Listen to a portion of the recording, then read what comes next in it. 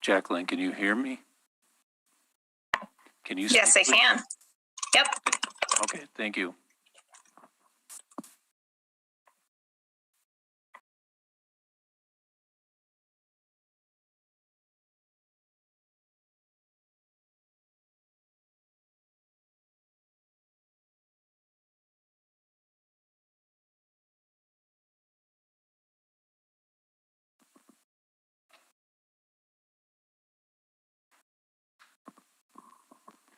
Tracy, can you hear me?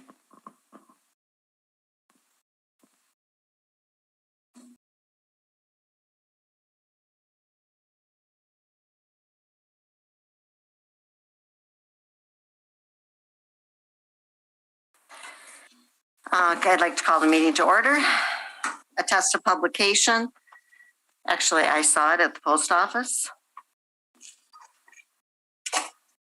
Approval of the agenda. I'll make a motion to approve the agenda. I'd like to remove the data report if we can. Remove the map data for elementary, middle school, high school. Mr. Mullenberg won't be present tonight to present. All right, I'll approve the agenda with the elimination of the map data for tonight. Thank you, Lori. I'll second that. All in favor? Aye. Opposed? Motion carried. Thank you. All right, roll call. Joni is gone and Mr. Mullenberg is gone as well. District mission, vision, and values. Lisa, would you do the honor? Bangor School District Mission, Vision, and Values Statement. Mission, Bangor Pride, a small school building big futures.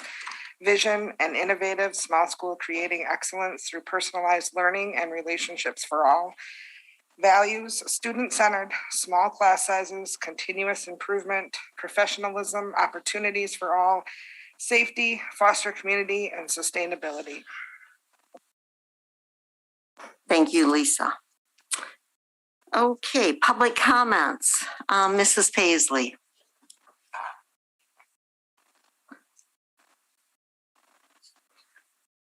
So I just want to reiterate, each person has 3 minutes. Thank you, Dawn. Well, my name is Dawn Paisley, and I'm both a longtime resident and an employee of the Bangor School District. Thank you for allowing me the opportunity to speak with you tonight. You have another important decision to make this evening, and I would like to begin by mentioning the 2020-2021 school year and recognizing how challenging it was for our students and their families. Thank you, families, for persevering through an unprecedented school year. The modes of learning last year were decided by you, the Bangor School Board. As difficult as it was to have the back and forth school year, the modes of learning were successful. There was not one case of transmission of the virus in our schools, thanks to the safe decisions you made. There's a lot of pride in the community, and you should be very proud of how you kept our students and staff safe last year. And just when we thought the pandemic would be in a different place, the Delta variant emerged, and now another safety decision needs to be made tonight. I know everyone in this room has the same top priority, to keep our students in the classroom for in-person learning. No one wants another disrupted school year or a return to virtual learning. The CDC and the American Academy of Pediatrics have stated that the best place for our students to be is in the classroom.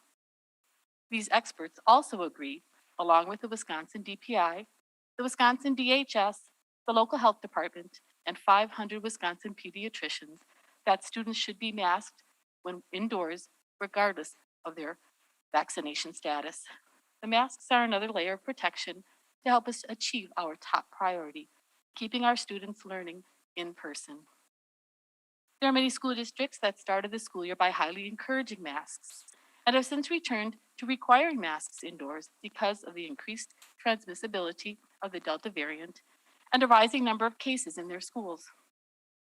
I hope tonight that you will spend some time discussing these questions. What do you think the outcome will be in the Bangor School District if masking becomes highly encouraged when indoors instead of required? Will the decision made tonight help to achieve the top priority of keeping our students in the classroom? Will the school year end up more like a normal one or a more disrupted one if the indoor mask requirement is lifted? The Bangor School District COVID-19 plan refers to layers of protection. Some of those layers have been removed this school year. Students are not cohorted the same ways as they were last year. The students are not socially distanced like we did last year. And more than half of our students are not eligible for the vaccine. Masking becomes even more essential in these circumstances. There are many ramifications of highly encouraging masks. Instead of requiring them indoors, I hope you will consider these things as well. Contact tracing and quarantine. The rules change when students are not wearing masks. More students and staff will need to be absent from school. Substitutes. There is a substitute shortage everywhere. With staff absent due to illness or quarantine, who will there be to step into these roles? Spreading the disease. More students will become ill, and in turn, so will their family members and extended family members. Some of our students have pre-existing health conditions. Some of their family members do too. Equity. There are students who did not have a parent available to assist them last year with remote learning. There were students who did not have access to adequate internet service at home. There were students with special needs and ELL students who really struggled learning remotely. Quarantining will not be the same for all. This decision is also about equity. Learning gaps. How can we address the missed learning opportunities created by the disrupted 2020-21 school year if we have another disrupted one? Thank you for your time. I hope you will make the safest decision tonight, one that will help achieve our top priority, in-person learning, and one that you may look back upon and feel that renowned Bangor pride. Thank you. Thank you, Mrs. Paisley. Jack Liga? You have to go over there. Oh, I'm actually gonna not do it. I decided. I changed my mind. I'll wait till next month.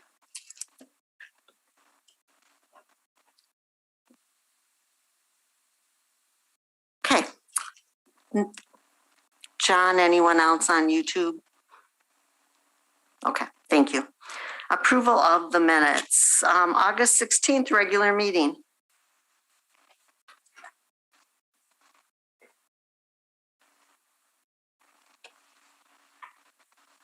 I make a motion to approve the August 16th, or excuse, August 18th regular meeting.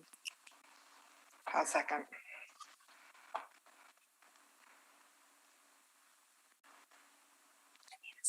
I'm sorry, Lori, I didn't hear you. Or Lisa, I'm sorry. Motion made by Shelley, seconded by Lisa to approve the August 18th regular meeting. All in favor? Aye. Opposed? Motion carried. August 25th, special meeting. I'll make a motion to approve the minutes from the special meeting. Second. Motion made by Lori, seconded by Tina to approve the August 25th special meeting. All in favor? Aye. Aye. Opposed? Motion carried. Thank you. On old business, new sidewalk construction to the 10th Street. Yeah, so on the Mr. 18th, Brockup, go ahead. yeah, on the meeting on the 18th of August, we had come forward with one bid for that sidewalk, and I was under the understanding that we were just going to continue with the same vendor. We talked about that as a group that night and said we'd like to see 3 bids. It worked out very much in our favor. There are 3 bids presented to you in kind of a new format that hopefully I'll continue to bring to you with when there's multiple proposals for a project with 3 different vendors represented there: Fowler and Hammer, Performance Concrete, and Markin and Johnson. And Fowler and Hammer is a company we feel very comfortable with, and they came in by far the best bid at $7,555. So I'd like to get that approved so we can get that done before snow falls. It can be completed yet this year, David? Is that correct? We Okay. believe so, yep. Okay. I'll make a motion to approve. One sec. Sorry. Question, the specs then were, Yeah, so actually one of the vendors, the specs were only for 4-inch thick concrete. We had asked for 5-inch thick. Fowler and Hammer is 5-inch thick, the 4-foot wide, everything that we had asked for. Yep. I'll make a motion to approve the bid then to go with Fowler and Hammer. I'll second that. Motion made by Lori, seconded by Shelley to go with Fowler and Hammer for the sidewalk capital improvement project. All in favor? Aye. Aye. Opposed? Motion carried. Thank you. Okay, next, COVID-19 response plan update review. Did I miss something? Oh, I'm sorry, I'm sorry. I missed the whole page here. Sorry. Okay, board president's agenda. I do not have any correspondence other than the CISA 4 meeting, which was on August 4th, or excuse me, September 1st. And we hired a new occupational therapist. But other than that, pretty routine stuff. They reviewed some of the summer in-services that they provided. They had a paraprofessional in-service and they did it face-to-face and it went very well. And they had a lot of good feedback because people were able to interact, so on and so forth. And we meet again the beginning of October. And that's all I have for the board president's report. Committee reports, we do not have any. Financial reports. Yeah, I had included those. I know there was one question directed to Angie that we got answered. If there's any other questions, otherwise I'd look for approval of the financials. Any other questions? I know Angie CC'd all of us regarding some questions Lori had, so that was helpful. Yeah. Any other questions?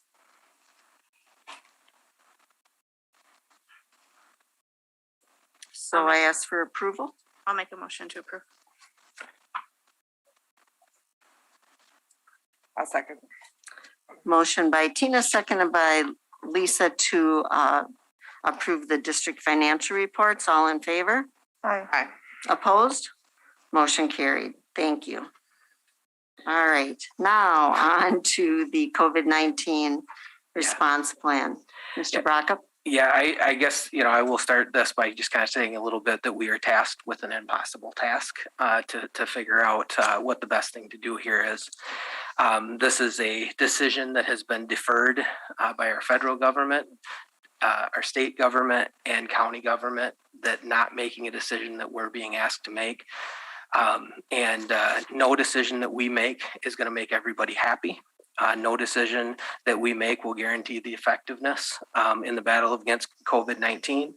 No decision made will not be able to be picked apart and portions of it discredited.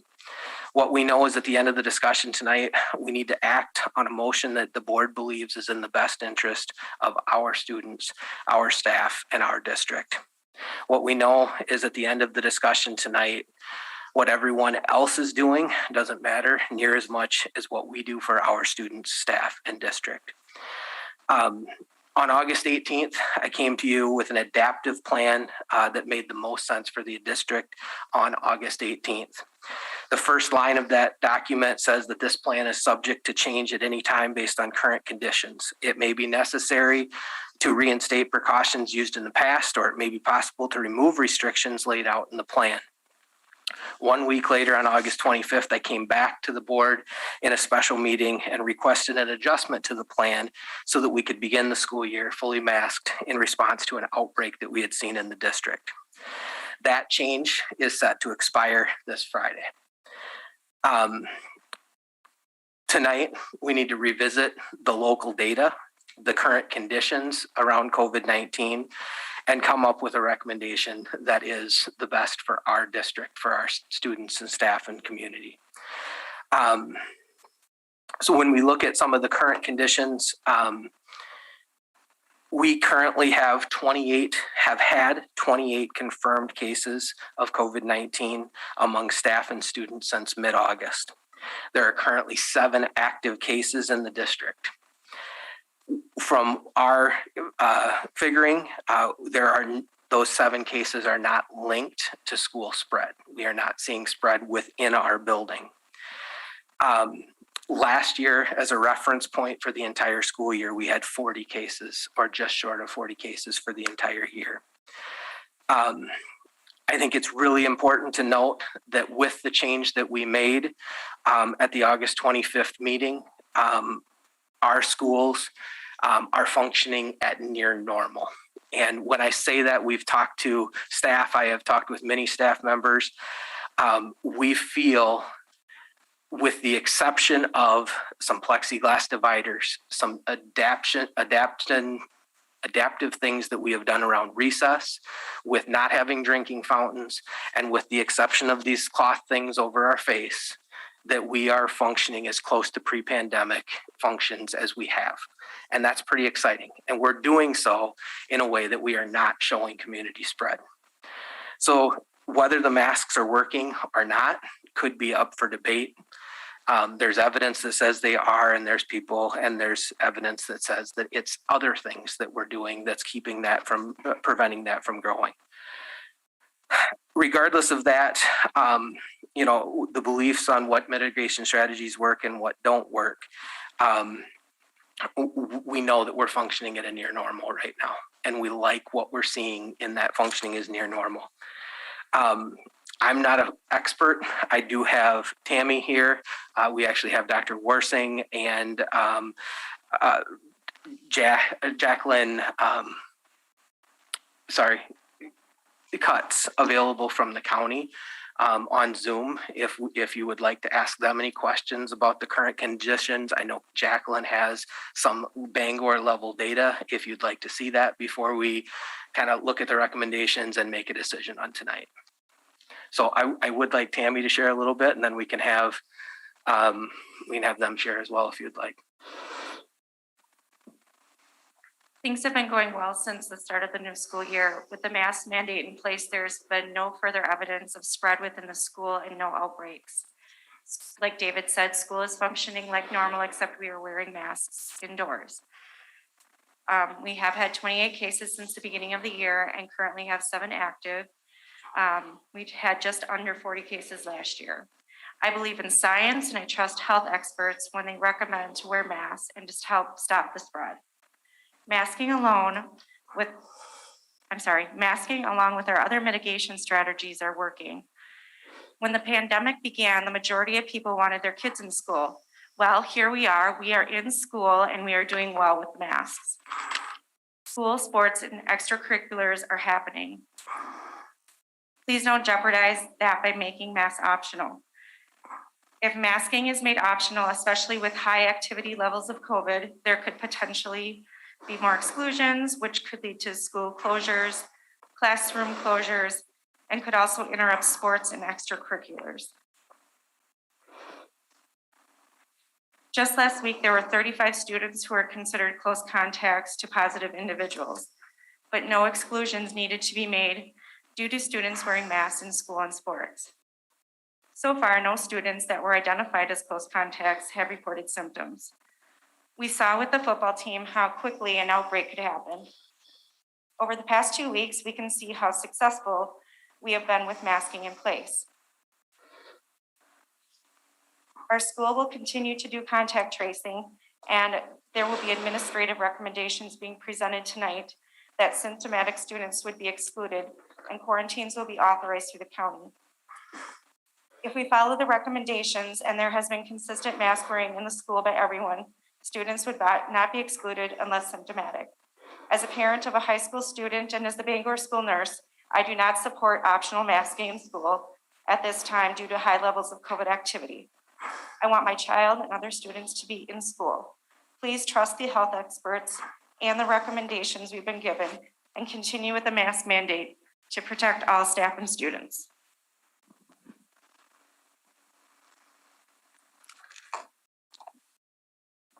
I would like to hear from Dr. Worsing and Jacqueline from the county so we can have the most information possible.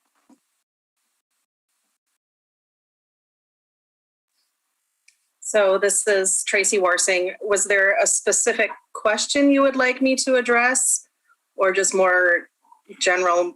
General is fine, Dr. Worsing. Sure.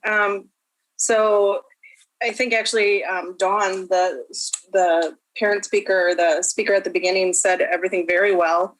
Our first priority should be keeping kids in school for the sake of their education, for the sake of their mental health, for the sake of their physical health. And Bangor has been very successful at keeping kids in school with masking. There have been a couple of cases within the last week or two, I believe, and I was talking to Tammy, I think one classroom would have been shut down completely. I know my daughter's JV volleyball team would have stopped altogether at this point because of exposure. They wouldn't have enough kids to continue. In August, my son missed a week and a half of football because of the outbreak. And I think we all saw how quickly that spread with just a single case or two, and how many kids then actually became positive, and how it affected the rest of the team because of just that one or two positive cases that we saw. So my recommendation would be to continue masking so that we can keep kids in school. Any other questions for Dr. Worsing? Thank you. Jacqueline, go ahead. Am I able to share my screen? Are you able to see that? Our IT person is working on it.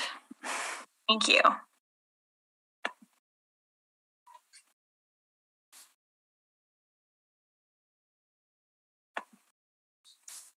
Let me know when it comes up. You're good. Yes, go ahead. Alrighty. So thank you so much for inviting me to be here today. My name is Jackie Cutts. I'm the public health nursing manager at the health department. I also oversee all clinical aspects of COVID response, including disease investigation, contact tracing, vaccinations, and congregate setting response. Really just so grateful to be here, and thank you for giving me the time to kind of share some information with you. Kind of what I've prepared today is based on what we've learned in the last year. So this is what we were thinking about and spending a lot of time talking about. There are La Crosse County children that have lost parents and guardians.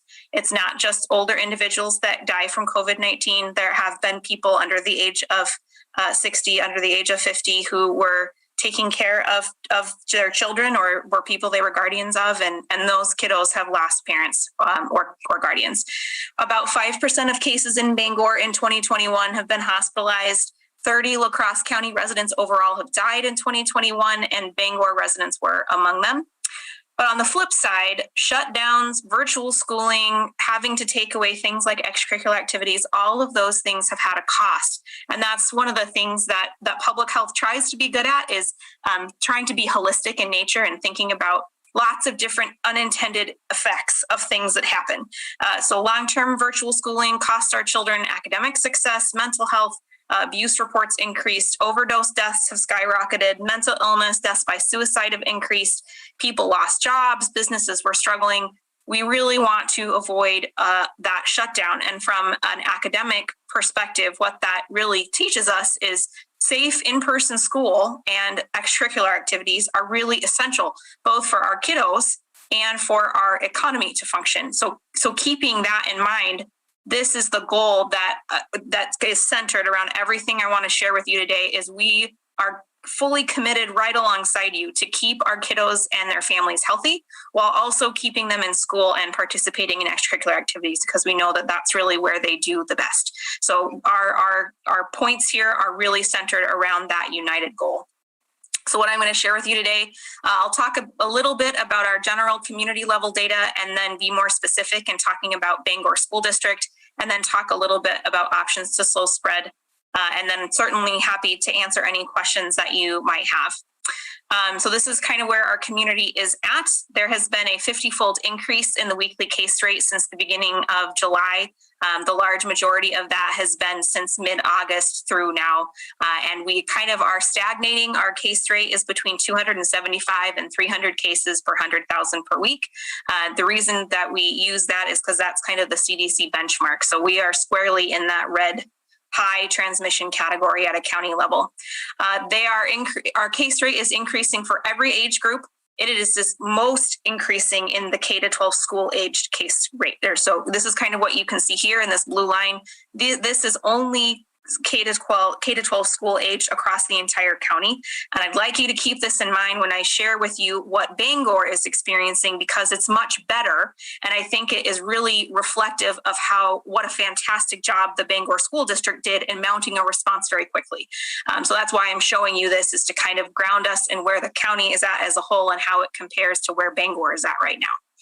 I did want to note there is cases of in-school transmission in other schools, and almost exclusively they are instances where someone didn't adhere to prevention mechanisms. So if we needed any further evidence that things like masking and contact tracing and even shortened quarantine, that those things are impactful, we have lots of evidence of that now, because we don't have a lot of transmission for people that are utilizing those prevention mechanisms, and we do have transmission in circumstances where they're not being utilized the way that they should be. Cases are highest in the unvaccinated, which is where a lot of our students are. So notice that red bar up at the top. The case rate for people who aren't vaccinated is very high, but still high for people who are vaccinated, which is why it's important for both people who are vaccinated and people who aren't to still wear a mask indoors, because we want to protect everyone. Regional hospitalizations are rising. The average number of daily COVID inpatients in our region was 61 as of the 13th, 2 days ago.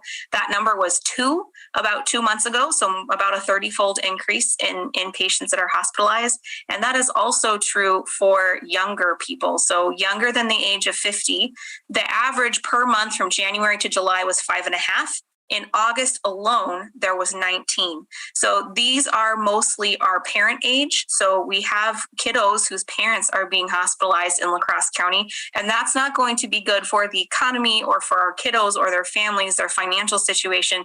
We really want to try and avoid that as much as we can. And that's exactly what we see reflected kind of from our healthcare systems. We have fantastic healthcare. They're able to provide currently the care that our community needs, but we'd like to keep it that way.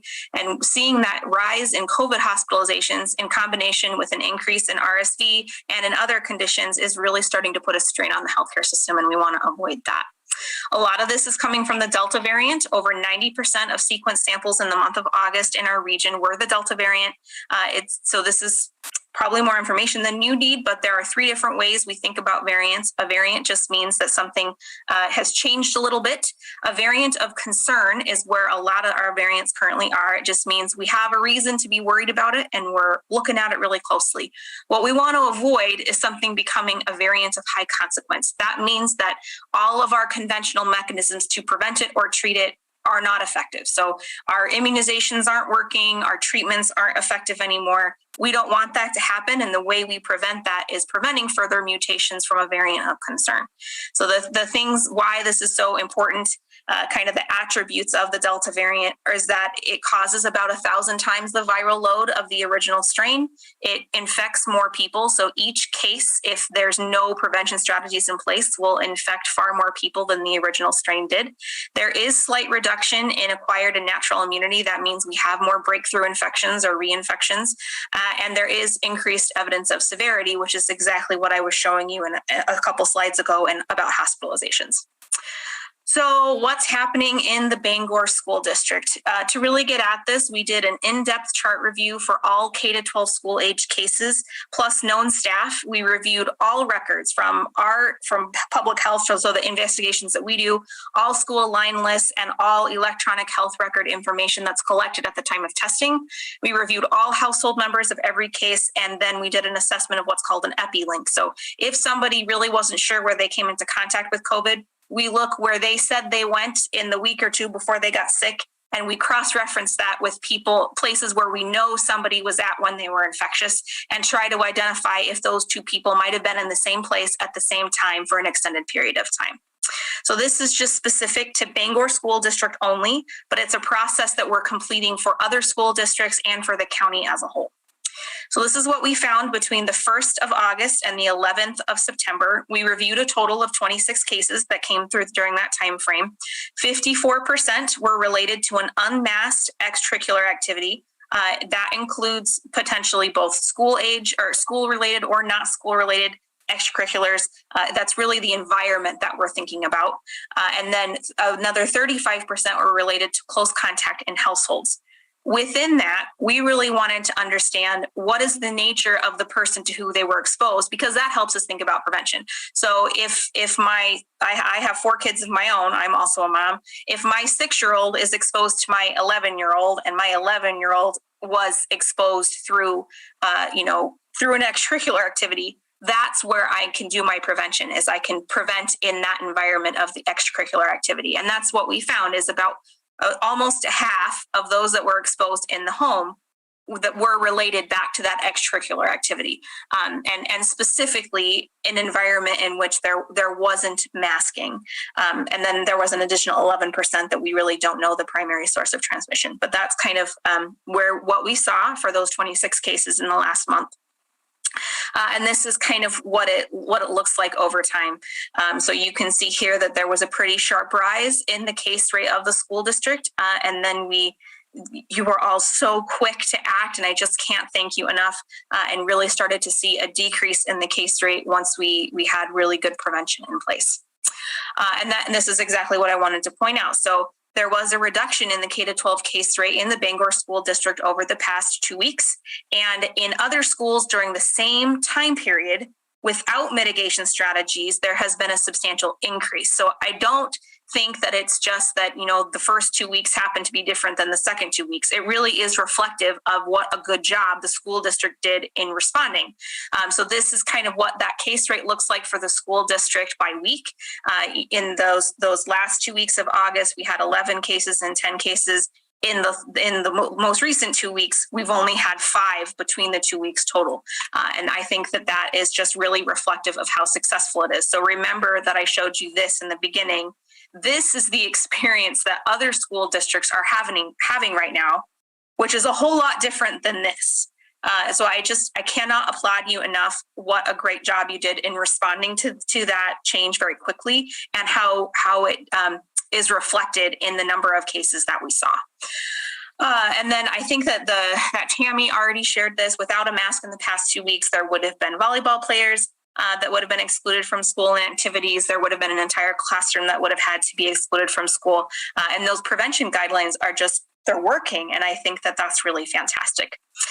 So options to slow spread down. Our kiddos really can't afford virtual schooling more than what's absolutely necessary, but we also can't afford complacency. We don't want to overwhelm our healthcare systems.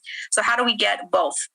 This is what we had in the summer. We had a very low level of disease. We didn't need to do a lot of prevention, and we all were really happy to do that because everybody wants to take off a mask and be normal, right? But when we have this, which is what we have now, we have to respond in some way. Nobody wants this. Nobody wants to shut down schools. Nobody wants to go back to virtual learning, myself included. I do not want to have to virtual school a 6th grader, a 3rd grader, and a 1st grader. So nobody wants that. It's not good for mental health. It's not good for academic success. It's not good for health overall. It's just not where we want to be. So how do we avoid that? Well, we use our prevention strategies, and we know what they are. We use that universal masking. We use vaccination. We use testing. We do that distancing wherever we can. We do contact tracing and even abbreviated quarantine, because that's what helps us to get that spread under control while also safeguarding our economy, our academics, our mental health, our kiddos' well-being. That's kind of where we get at that prevention. And that is what I had prepared, and would be more than happy to take any questions that you might have.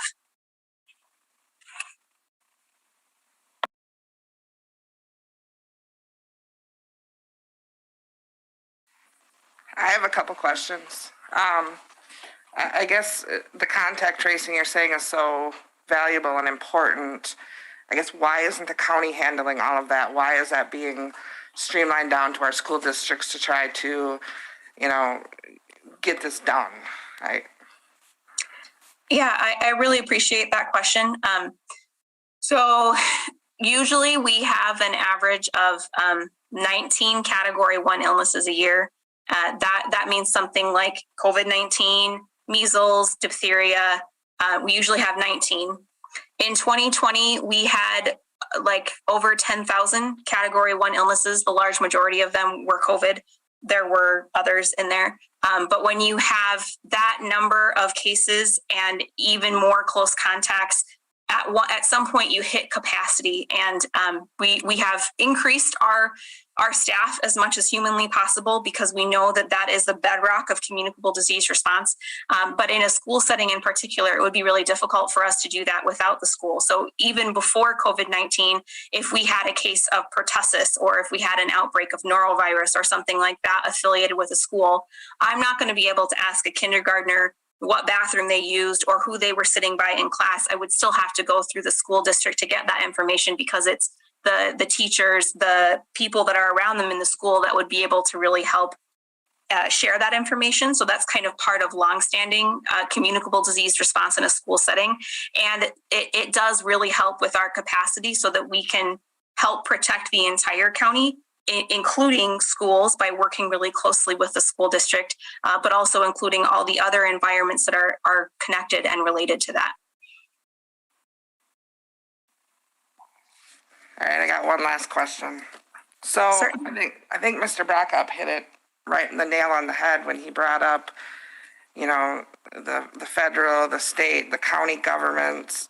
They don't want, I mean, they're basically pushing all this down to us to make the difficult decision on whether we require masking or we don't. But I think the difficult thing for people to understand is you sit there and you watch, you know, the Brewers or the Packers or all of these huge events, and there's nobody in their mask. I mean, maybe a few, but yet then when we come to school, and I get the concept, we want to keep the kids in the school, but I guess why, maybe you can't answer that, or what is the reasoning that we're only basically asking to mandate masking in school districts? I think that's a really fair question to ask. And I think if you talked to most people that work in public health in any location across the country, they would tell you that it's a very frustrating, it's a frustrating issue for a lot of people. And it really comes down to who has the authority to act in which location. And when the Supreme Court in Wisconsin, the way that they referenced language, it put a lot of questions around what we are and are not allowed to do. And that meant that we have to share information with people and help guide them to make the right choices. But we can't necessarily force somebody, at least at this point. And how could I say that? The county as a whole has different ability and capacity, and I can tell you that there's a lot of that conversation happening at a local level. But they're trying to balance people want to have their right, and they do. Like, you have the right to go and do what you want and make those decisions as an adult. The concern for kiddos in school is you don't really have a choice if you're a kid whether or not you go to school, and that's why kind of what we're relying on is making as much information available to people as we can until somebody else tells us that we have a different role that we can play. I'd be happy to share your frustration and concern with the rest of my team and to share that with our county administration as well. And I can just validate that what you're feeling is very valid. The one conversation we've had about that at the district level is because we know there is the community events going on. We do have a different level of responsibility to prevent the spread within our own buildings. So there is, regardless of where we go, whether we continue to highly recommend and promote, we have a different responsibility because the kids are here and they need to be here. One question I have is Dr. Warnstein mentioned it. You have mentioned it, Jacqueline. David, I think you could probably answer this as well, but it was brought up that the volleyball team, because of the COVID case, the entire team would have been shut down. The 13 kids in the classroom would have been shut down. That is under the assumption that there would have been no masks being worn if they were optional, correct? Because according to our guidelines, that if I have COVID and Julie does not, if Julie has a mask on and I am close to her and I do not have a mask on, she would not have to quarantine. Is that correct? That is not consistent with CDC guidelines. In order for, I'm not talking CDC guidelines, Oh, I'm okay. talking ours. Our current would say that both would have to be masked to prevent the quarantine. Mike, please.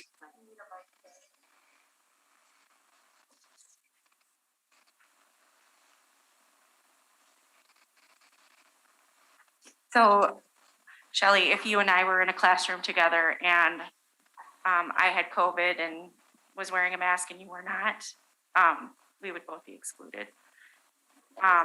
Hey, what if we both had masks We on? both have masks on. The recommendation is that the positive person would be excluded, but the unmasked person could remain in school as long as there's no symptoms.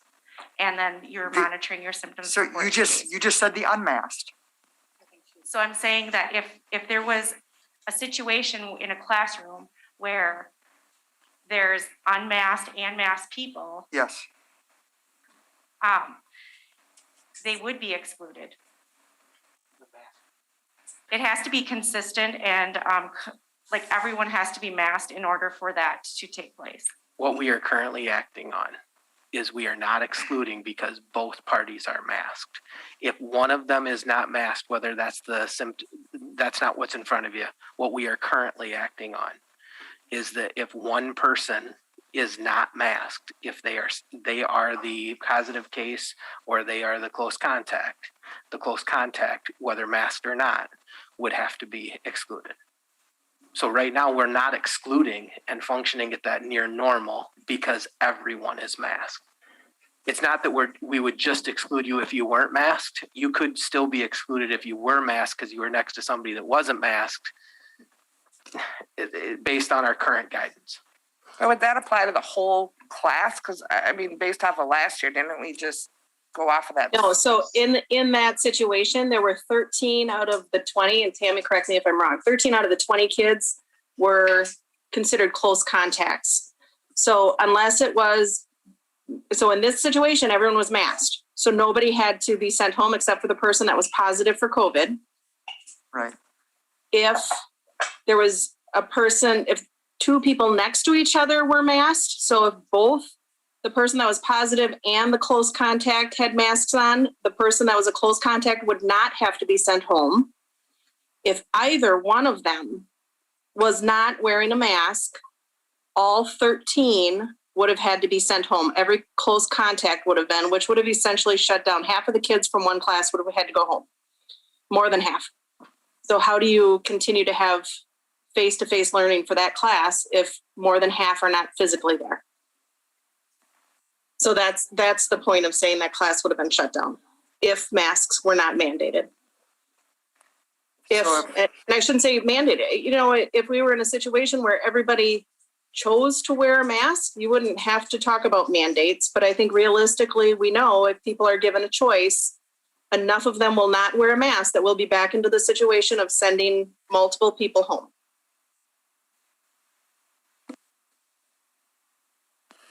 I have a question for Jacqueline with the county. Are you notified of all positive cases? And if so, when you get notifications of positive cases within our school district, do you notify us of those positive cases, or do we have to rely on those individuals? yes, by Wisconsin state statute, we are notified of all positive cases that are identified through a lab. So if somebody takes an at-home test and that's how they decide they're positive, we wouldn't be notified of that. But anytime a lab is the one that does the testing, we are notified. And we work so we have a 4-person school team whose entire job is to liaise with all the schools in the county.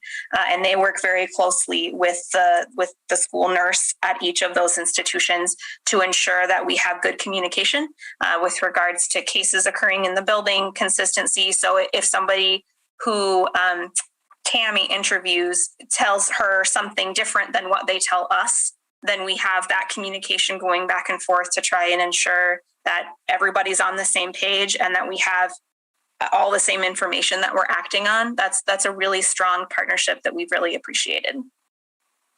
So you do get all the positive responses. You let us know of those positive responses. And is that response, do you say on average within 24 hours, 48 hours, a week? Do you know what the average response time is? Tammy, so the school team works with my team, but I'm not on it. I just kind of help to manage them. It's more discussion based and interactive, where Tammy will often send us a line list. We review that and upload it into that person's file. We look to see if what they told her is the same as what we told us, and then there's conversations going back and forth. So I think it's not even just notification. It's often a lot of back and forth and working together as a team. So last year, every positive case that I reported through the line list. And I was never informed of any positive cases, so maybe we just caught them all and reported them all. This year, there was, we did have a discussion about, we were worried that maybe there were some positive cases that weren't being brought to our attention. And we did have an instance since the beginning of school where I was informed of a positive case and by the county and was not made aware of that by the student or the parent.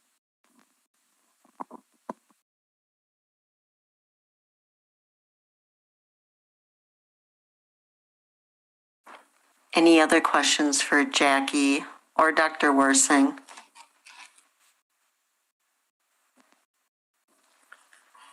Thank you, Jackie. Thank you, both of you, for joining us via Zoom. So it gets to the recommendation.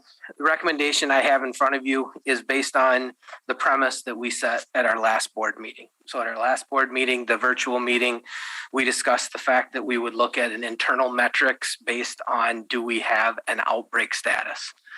So based on what we talked about at that meeting, we do not have a current outbreak status. Has what we've done worked and helped to prevent that? There's some evidence there that says yes.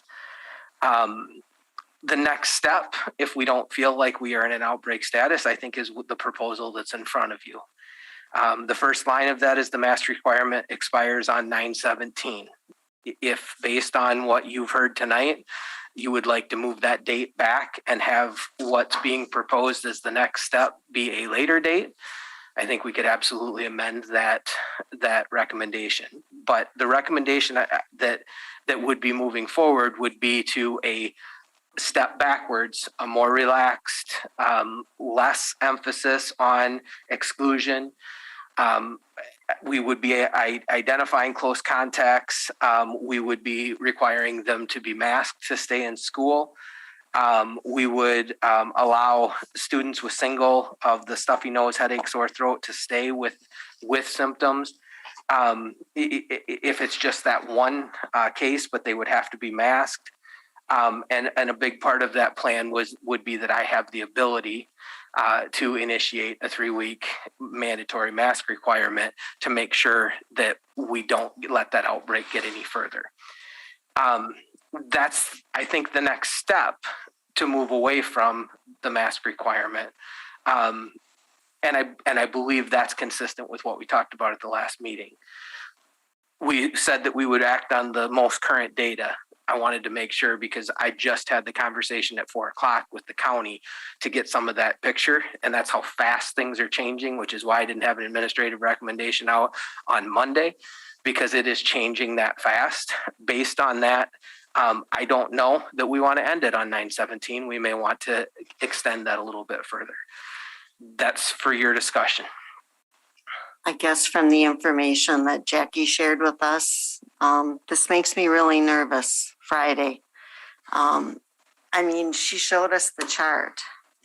It's with our kids, it's in our community, and I truly believe, with my science background, that we have been low because we are wearing masks.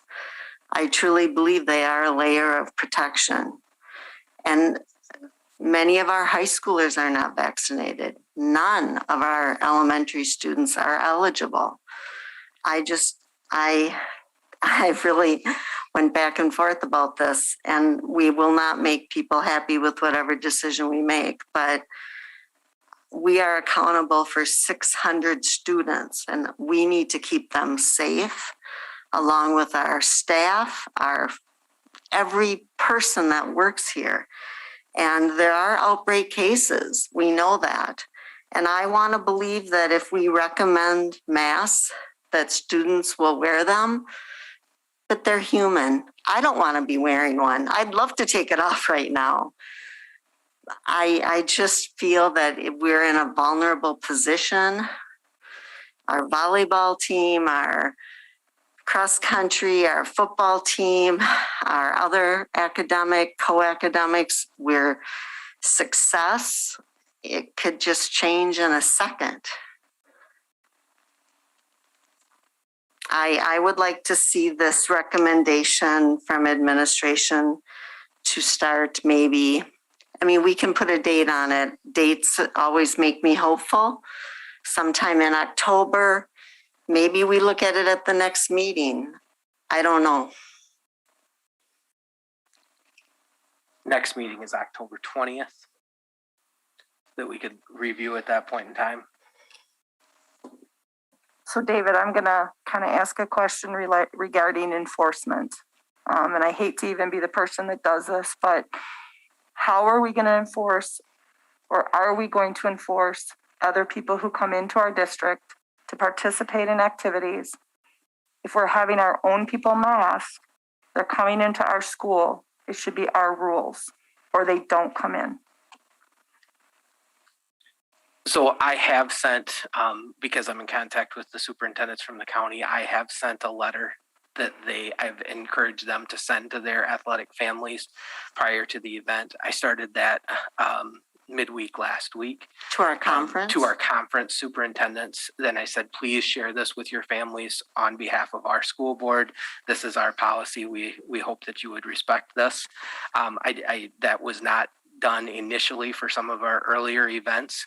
I can say that, as a Parks and Rec, I got a chance to be a part of Bangor Parks and Rec as a parent last night. Our kids went to a different community where masks were optional, and all 12 of our athletes wore masks. Our coaches wore masks, and the vast, vast majority of our families wore masks, and we were the only ones there. The other team did not. The other spectators did not. So even in an environment where our Parks and Rec is not under our control, they're practicing in our facilities. They're used to masks, and they're taking that on the road with them, and that was really good to see. So I think it is effective. I think it's been said 150,000 times, but I'll say it again. This isn't a kid issue. Our kids, we do have noses sticking out at the middle school and high school. And most of the time, if you do this, or you just say, hey, come on, they'll take care of it, and it'll probably fall back down. But this isn't a kid issue. The kids are incredibly receptive to it. I know that our sports teams would love to see them gone. Just like Julie said, I'd love to be sitting here without a mask on. But the reality of it is their sports seasons are worth it to them to continue to do it, and they're doing it away as well. So I guess I'm really pleased with the response, and I have that in my report later, just thanking. We haven't had perfect from our fans. We haven't had perfect from visiting fans, but it has been really, I think, pretty impressive, the response that we've had for some people that I'm sure would rather not, just like I would rather not have the mask on. I guess I want to share too, Jackie had some evidence, some data that, we may be hearing from other schools, but we're not wearing masks and we don't have anything. At least for La Crosse County, she's got different data, and that's law. You can't make that up. And the other thing I want to mention is I want our students in school. Last year, we struggled with those decisions, not having our students in school. We know 4K through 12 learn best face-to-face. What if we have a shortage of teachers that get sick? We don't have enough subs. What's going to happen to our students? I think we have to look at the big picture. There's many factors to consider. Just just a hypothetical for a sports team. So say our volleyball team travels to another district that does not mask, and we get notified that that team we played has an outbreak. That will still exclude our whole team, correct?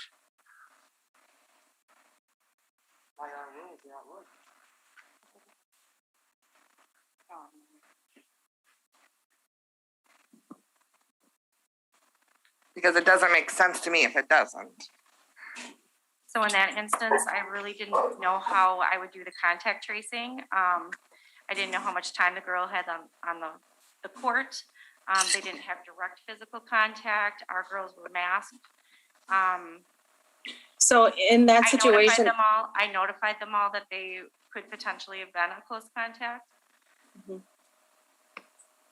so Tammy, I don't have the policy right in front of me, but I'm assuming that you're using the recommendation in contact, within, I don't know if you're using the 3 feet or 6 feet, if you're using the World Health Organization or the CDC recommendations, but it's for 15 minutes. So as long as our team is sitting separate from the other team, they're not going to be in each other's face for 15 minutes at a time in a volleyball game. Now, when basketball starts and they're much more face to face, it's going to be much harder to make that decision. Right, and in my wording, when I notified the parents, I said exactly what happened. It could have been a potential. So I guess, I mean, I can get further guidance on that, but yeah, it certainly did happen. We were masked and there were other teams that were unmasked.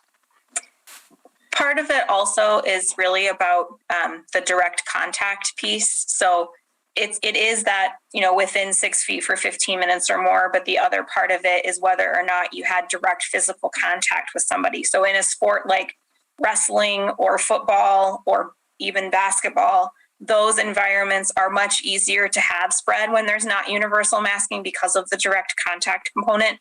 In volleyball, it can be slightly different, and we've seen less spread in that particular sport, largely, I think, because of that, since there's not that direct physical contact, unless what they're doing is at the end of the game, if they're shaking hands with people. I think that volleyball in particular is just a little bit of a different environment than some of the other sports that we've seen outbreaks in. And we opted to wave instead of slapping hands. So that's how I dealt with that. So Say that again, Tammy, what'd you just say? So sometimes they'll ask if you want to slap hands before the match or just wave at each other, and we opted to wave.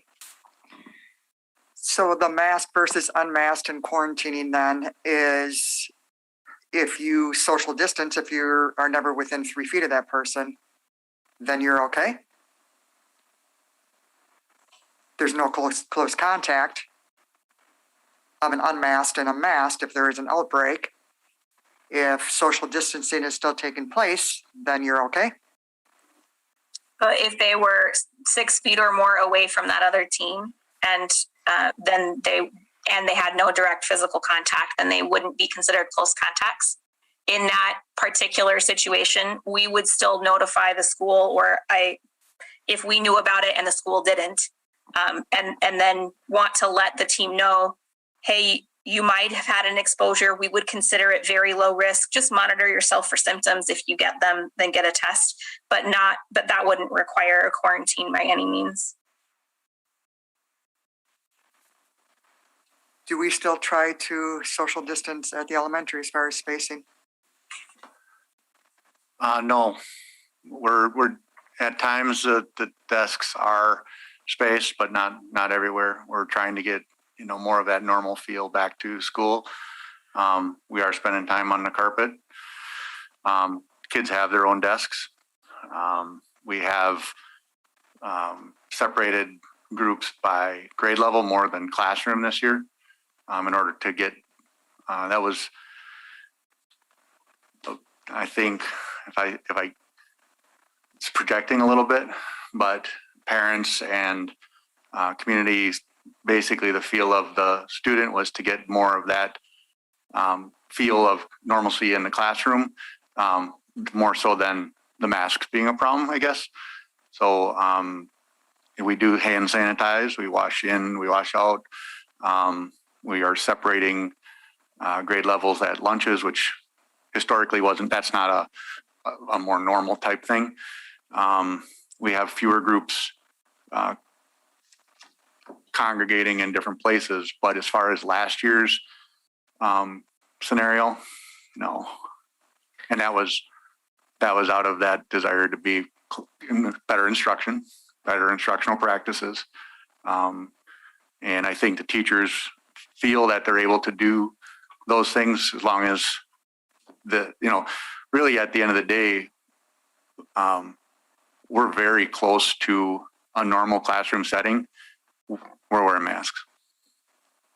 I think the other part of that, Mike, and I don't mean to cut you off, Julie had alluded to we're responsible for 600 students. We're 666. We're up 30-ish students in each building. And we're putting them in there. We do have 3 feet whenever possible, and 3 feet is good with the mask, but not without masks. Then you need to be the full 6. And there's just I don't know that there's a way. Part of why we did the tour this afternoon. Yeah. So those of you who are in the classrooms, you can see that there's a variety of seating arrangements. Some are spaced out a little bit more than others, but some of them allow for it. If you get into our 3rd, 4th grade classrooms, there is not spacing for that distance. They're just not. And I don't have an extra classroom or anything like that to put people. I guess to go off of what Lisa said, and that's been something we've struggled with for the last 18 months is, we can't control what happens outside these walls, only inside these walls. And yeah, I mean, there are staff in the district that have gone to major league games, NFL, baseball, and then they're coming right back into the school and, high-fiving kids and being around and stuff that way. So, I mean, everyone has their choices. But then do you allow them to come in without masks? So it's the hard part of when they're making those personal choices, but kids have to come to school. So It's our own staff that's doing it. I would add that our staff will be continued to be required to wear masks regardless of what's decided tonight. Here's where I struggle just with the special meeting that we had. I'll start off and say I encourage everybody to mask. I have no issues with the masking, but when we sat there and said if our numbers are where they need to be when we meet now, that we will drop the masking. And now we're going to say, well, okay, the numbers are where they need to be in our district, but this or that or the other. That's where I'm struggling. I just feel like credibility wise, I just don't feel right with what we said 2 weeks ago, and now we're backpedaling on that. Well, but I think some things have changed. I mean, true. We have stabled out, but we've been wearing masks, and I understand about the credibility. I totally understand. But again, I think we got to look at the whole picture and, look at the data and some of the stuff from, other schools. I heard at CISA, there's been many outbreaks at many other schools within our CISA 4. And it was like the 2nd or 3rd day of school and they were not wearing masks. And many schools started before September 1st. They had outbreaks right away and they weren't wearing masks. I understand about the credibility, but I think we have to take all of the data that we have.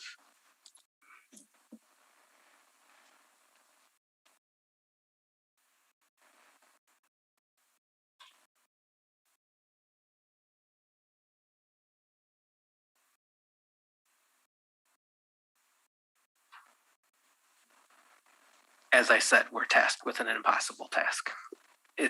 There's not going to be a perfect solution here. I do feel good, confident in what I had proposed, that it is our next step. I think the question for you is now the time for that next step, or is Friday the time for that next step, or is that something we want to push off a little bit more? If we've had 28 cases since mid-August, that's more than half that we had last year. That's in 1 month.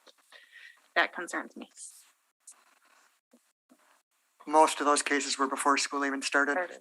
Only 12 were before school started. Yeah.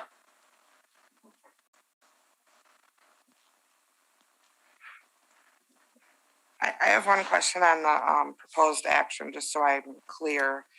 It says here masks required when in the presence of others for anyone identified as a close contact for a period of 14 days from the last known exposure. So does that mean if you're identified as a close contact, you can still come to school as long as you don't have symptoms and you wear a mask?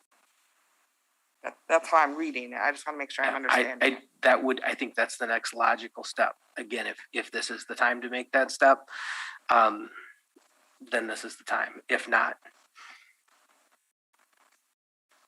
I think the recommendation and, I think the recommendation on allowing you guys the administration, the 3-week period of break. I think the recommendation you have is good. Like you said, the September 17th expiration or not. I guess I'll throw it out there, see where it goes. I'm in agreement with September 17th expiration. I have a question about the trusting the administration of 3 or more outbreak. I'd like to hear more about that. I had to miss the August 25th meeting.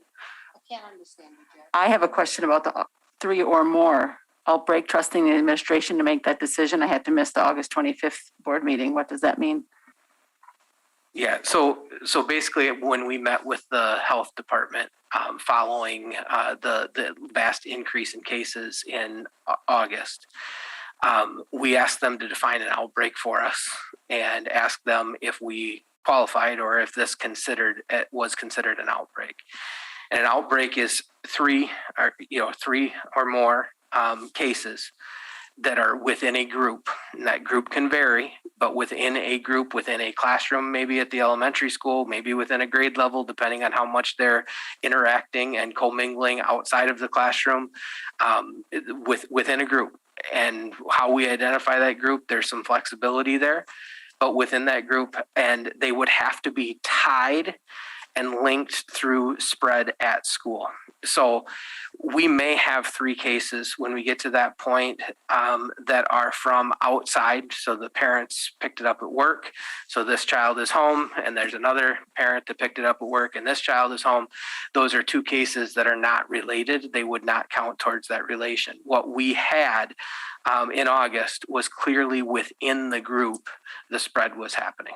So it would be defining that. There are some confidentiality pieces in there, and that's where we need to be able to trust the administration to contact trace that, work with the county, work with our nursing staff to make sure that we are responding to that quickly.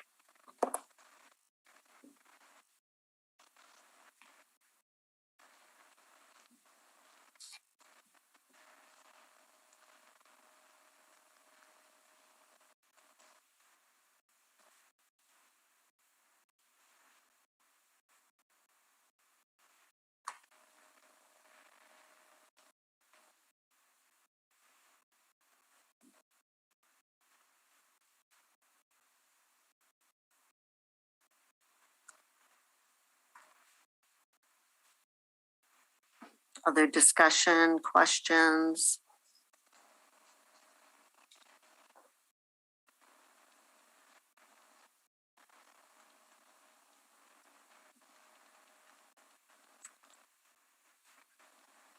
If we were to use a similar model, the October 20th date is the next board meeting. October 22nd could be a potential date that would be put out there. If you wanted to use the same model, if you wanted to stick with the 17th, that's, I think whoever makes the motion could put whatever date they want there and look to see how it goes.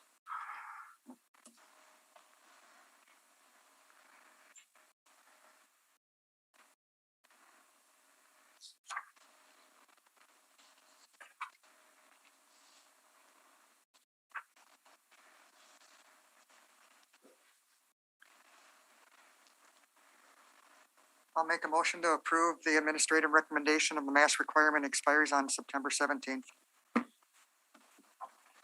I'll second. Motion by Shelley, seconded by Lisa. Jean, I'm going to ask you to do a roll call vote.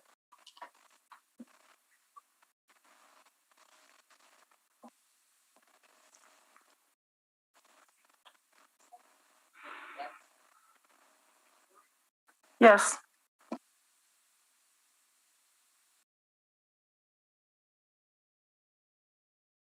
Yay.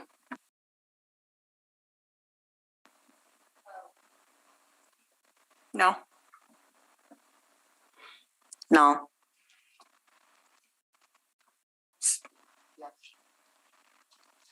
So motion passes 4-2. COVID-19 response plan with, as written. Mask requirement expires on 9/17, and then we will follow the administrative recommendations. Thank you.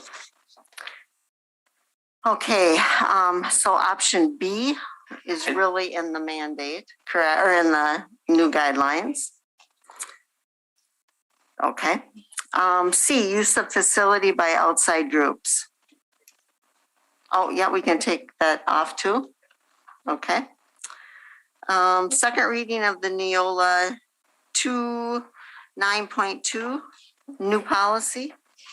Yeah, those three policies are there. We brought them last month for first reading and first approval, and just coming back for the final approval.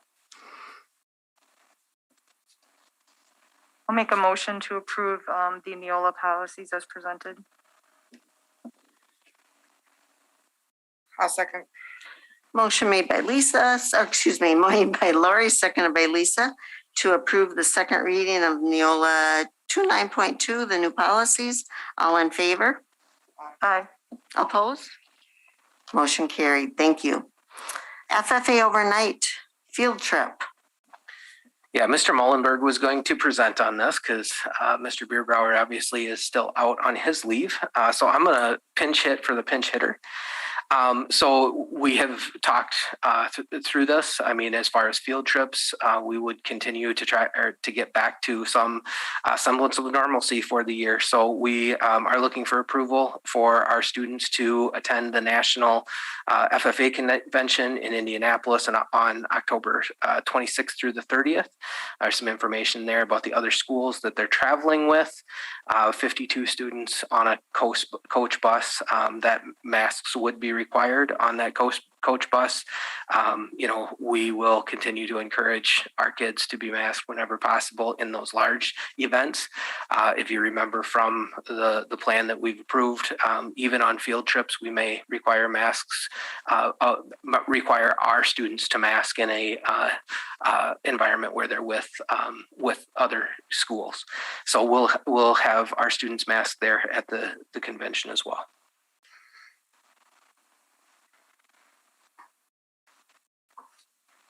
Do you know how many students are going? If you don't. I don't. There's obviously a number of students on the bus limitation, so I know that each school gets so many. I don't. I think they're looking for approval before they get the final roster of those that are going. I'll make a motion to approve the FFA overnight field trip. I'll second. Motion made by Shelley, seconded by Lori to approve the FFA overnight field trip. All in favor? Aye. Opposed? Motion carried. Thank you. School bus purchase. Yeah, so I sent an email the 2 days before I actually started here. I got to be a part of the bus inspections, and boy, did I learn a lot about our buses on that day. So I'll share a little bit. We have 10 full-size school buses. The 10 school buses, we are currently running 7 routes. Prior to last school year, when we tried to space out, we were only running 6 routes. Those 7 routes are full buses. We're not running anything with a lot of extra space on it right now. So we're needing all of those 7 routes. With the age of our buses, which I'll go through in a second, we are running into some times where we've had a couple being worked on, and we need to have a couple of trips going on that night, and we're panicking trying to make sure that all our buses are there. So I feel like with 7 routes and the number of trips and sporting events and sometimes 2 to 3 buses out per night, 11 is a safer number for us to operate at. So I would like to recommend the purchase of a new bus. In looking at this, because we've increased that route primarily because of that increase in spacing that we looked for last year and kept it, Angie and I both believe that we can purchase this from ESSER funds. That makes it a great purchase because it's a one-time expense. And when the ESSER funds are gone, they're gone. When, you know, this bus is a one-time expense, it's not going to come back to us in years to come. So we can fund that through that model. I think it's important to show the buses that we have and the age of those buses, and that spreadsheet is there, and that's something that I'm going to keep updated. One of the things through these conversations I've figured, I've learned is a bus that's 10 years old and over 100,000 miles is very, very quickly losing its value. Some of the repairs, like a fuel tank on a bus, may actually cost us more than the bus is valued at. So I would like to continue to make the push over the next couple of years to get that fleet updated a little bit more. I don't see it getting larger than 11. So any moves that we make beyond now will be taking buses out of commission at that point in time. And we'll try to get all the value we can out of them before they leave us. So that is that. So we did, you will see again, just like the document for the sidewalks, I've put together a sheet with the rationale and the school board or the bids. I think that's on page 33. If you wanted to look at it a little bit more closely, I reached out to 4 different vendors. We are in a unique place. We do have primarily international buses, and our drivers like the international. Our primary person that works on them likes them, has an easier time getting parts for them. So there's some real rationale to continue that. There is only one dealer in the state of Wisconsin that sells those, so there's not a whole lot of competition for that type of bus. We did price a Bluebird that's in stock with Wisconsin Bus Sales, and reached out to 2 other companies who did not provide me pricing. But we ultimately are making the administrative recommendation to purchase a new international bus to 2021 for $87,250 plus $169 for the licensing portion to add the 11th bus to our fleet. Questions on that? Well, I have no knowledge about buses, but this is a diesel bus, correct? This is a diesel. Okay. Thank you.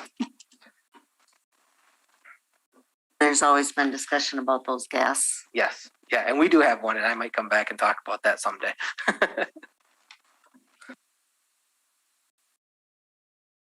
So this would be through Mid-State. Yeah. And they're the company we work with most frequently on parts and repairs.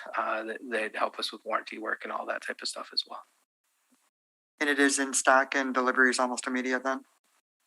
That is the amazing thing of this is a bus that they have in stock. That's a September price for us that he offered me, and we could probably have it by Friday.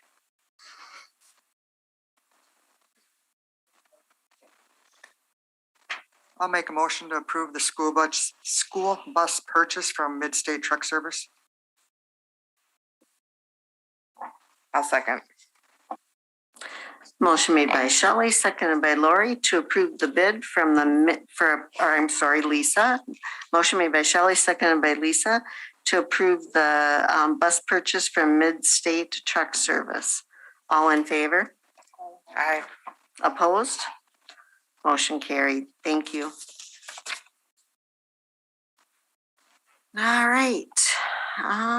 Special reports. That's the part. The Oh, first yep. one is the one that we left Yep. off, and We'll put put that on the October agenda for Rick and Mike to present. 5-year technology plan. That will be Mr. Magnuson here. He has this. I think this has been presented to you in the past on a similar format. Again, I think this is an overview of kind of the anticipated costs in the world of technology ahead of us. The one thing that we will continue to think about is replacing with equivalent versus replacing and upgrading at the same time, especially when it comes to like our servers and those types of things. We need to continue to look at cybersecurity and backup power. All of those types of things will be things that we'll continue to look at. So these are some rough ideas, and we'll continue to go from there. I'll let John take it away. Okay, I just wanted to share here. I know you guys have looked at it and everything and shared it with you. Hopefully you all looked over a little bit. Just doing a general overview. You've seen this before in the past. It's just like the maintenance 5-year plan that Mike Stang has. Like year one here, our plan is to go through classrooms, look at the oldest interactive boards. And that's across the board all through year 5, just to replace them either with actual interactive part, or you can replace them with just a regular video board itself, a display that's not interactive. Some teachers will use the interactive part, some don't. So in my opinion, why have an interactive board if they're not going to use it? So save the district some money. So I'll be going through, and as I do that, obviously the oldest ones replace first, and who needs it the most or uses it the most, we'll just assess that with me, and probably the building principals will go through with Mike and Rick on that. General stuff here, like internet router replace, did that this year. That cost us $4,500. We actually got E-rate money for that, so 60% discount. So we're only paying $1,800 of that. This general tech budget, that's all the way across the 5 years. That's our normal tech budget for yearly supplies, yearly renewals of like software, things like that. The staff laptop lease is in there. Those finally arrived in last week or two here. I'm just starting to get at them now. I don't know if you heard the story about that, but the first round of them got stolen. So in the shipyards, so that's why they took so long to get here. Next item on agenda is replace Windows servers, and that's what David was kind of talking about there. I had in here to replace our 2 current servers at a cost around $12,000. But as I was talking with some sales vendors and stuff, they said, well, how much do you want to go into if something would happen with malware or something would happen with somebody with a virus that would take over your network? How prepared are you on that? Well, the vendors, I got various quotes, and they around this 35 to 70,000, depending on what you want or what you would like. So I'm investigating that. And if I can present that at a later time, it's nothing that's going to be done at this point. But I'll probably look into that more if you wish to go with that and just present it to you later. I think it's a good idea in case you get some kind of malware or something like that. You always have a backup plan. I mean, if one server goes down, when all that gets replaced, I mean, you never know when something like that is going to happen. And schools are getting more targeted more and more now, unfortunately. And this you hear about in businesses, but schools are actually getting it more and more. And the iPad lease obviously is in there. That goes for all across the board too. I have a network switch in there. Every once in a while, I like to replace network switches to throw in there just to update our infrastructure from data closets. Tech Ed Lab this year is on the agenda. That is actually on year 6, I believe, is on that. So is currently working. I'm going to talk to Adam on that to see what he's doing on that, but it is on the agenda to replace. Next one on there for this year is the, I don't see that quite here, but these are Chromebooks right here. 60 original Chromebooks that we had purchased, there we go, in November 2017. Now, they're still working, but the problem with the Chromebooks is they have licensing and they only keep updated till like June of 2022. That's how Chromebooks work. So, John, who uses our Chromebooks? high school and middle school mainly, That's mainly high school, like our English departments. Oh, okay. I mean, I And just then know, I was thinking about Yeah. their, And we also use them for online testing too. So Oh. that's why I say middle school too. Sometimes you use them for that. So those are due to be purchased in, coming into this year here in June. So, and I do have some totals on here. If I can just scroll up a little bit here. There they are. So as you can see, I mean, it goes pretty fast. And then in the second year, it goes up some, but that is because our access points are due for replacing. And, oh yeah. Yeah, I'm sorry, I had in 40,000 years original cost, but that gets E-rate also at 60%, so we'd only be paying 16,000. The big one is the phone system replace. Just like Mike's maintenance plan, this building is 20 plus years old. Guess what? So is our phone system. So luckily it's been working for us, but I think it's time to look into our options for that. Options nowadays, obviously it's called IP phone system where it runs across your network. You can plug them into any network port, go anywhere you want with them. There's many other options on that too, but I'm going to actually start looking into these items right now because they're really hard to find this stuff right now. Any technology right now is really hard to find. So now is the time to start looking into this and getting bids and all that for next year already. So that's one thing that I am doing. And of course, you just have the general tech supply and the laptop lease. And next year also replacing our firewall. That's our main piece of equipment. Same thing with that. We get E-rate for that. So 8,500 is the original price. We'll be paying 3,400. And it's the same as in years 3 and 4. Trying to think if there's anything big replacing in here. Not really, unless you have any other questions. I mean, it's a general laptop lease, iPad lease. There's some network switches in there. We do have some Chromebooks that we replaced, that we purchased in November. We first did 60, and then we did 30 later. So these will be in year 4 where we have to replace them if we decide to do that. Don, I have a question on year 3. You've got the security cameras in there. Oh, yeah. Are those just replacing the existing ones we have, and how old are those? How old are those? Yeah. They're getting pretty old. They're getting in, I think we kind of did it in a phase. Mm-hmm. So we did like half of them at one time and then the other half later. But in general, they're like, at this point in time, they're like 3 years old, I think. Okay. But this would replace all of them, is that what you're saying? The Yes, 70 yes. would we have replace all of them? 70 all together, Yes. or that'll count. Right, and the server with it. So that's why I got that in there. There's a server up above it too, replace a camera server. So, and this is one of the items too where we might not need a server. There's cloud servers up there cloud services too where you do that. But like I said, this is just a 5-year plan, so these may change also. So. You said the existing cameras right now are how old? The cameras? Yeah.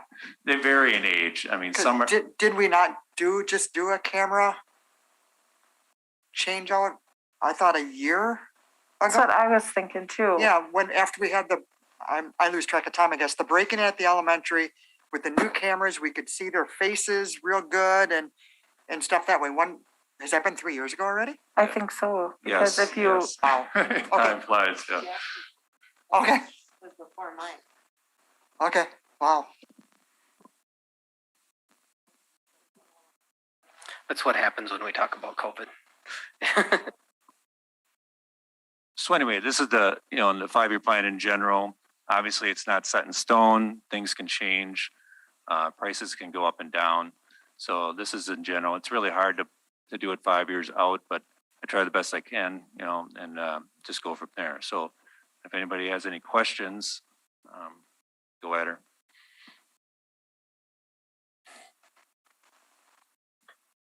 No, thank you. I think it's just good to kind of see that plan out ahead, a good informational piece. Thank you. Thank you, John. Mr. Brockup? All right, into the personnel section. The first item for action is to approve the hire of Bruce Wagner as our custodian at Bangor Elementary School. I do want to just bring your attention to page 45 if you hadn't had a chance to look at it. I know a lot of times the questions have been asked and good questions. We're putting all of the information in an information hiring sheet. This will come to you with any new hires coming to you from here on forward.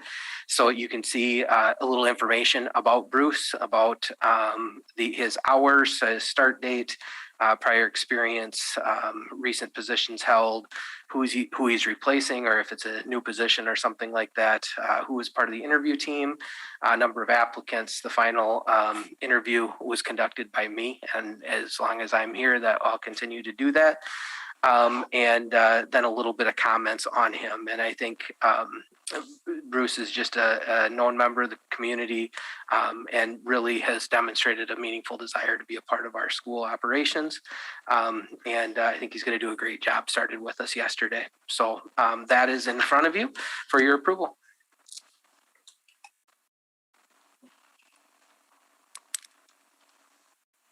Make a motion to approve Bruce Wagner as the second shift custodian. I'll second. Motion made by Lori, seconded by Lisa to approve the hire of our second shift custodian, Bruce Wagner. All in favor? Aye. Opposed? Motion carried. Thank you. All right, and the second one, I shared a little bit with you guys in advance of the meeting as well on this. We've posted, pending your approval, to hire for an elementary para position, special education para position. We're seeing multiple students at the very early ages that have come in without the formal schooling experience because of the pandemic last year. Some with IEPs, some without IEPs, some that might be getting IEPs that need some support. So we feel very much in line with the ESSER dollars that we can cover the cost for a one-year position to help with those transitions, and then see where that position evolves. Similar to when we came a month ago with some staffing that would be a one-year position. If there was a plan to keep this, it would come to you in the staffing plan in April, and we would have a proposal on how we are going to cover that cost. But right now, this is a one-year position, and we would like to get this filled as quickly as possible.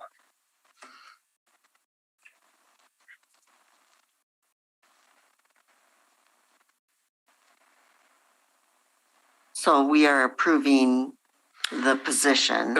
We don't have a person to Correct. hire. We're just approving the position so that we can hire. Okay.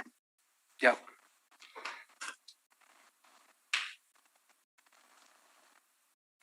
Any questions for David about this?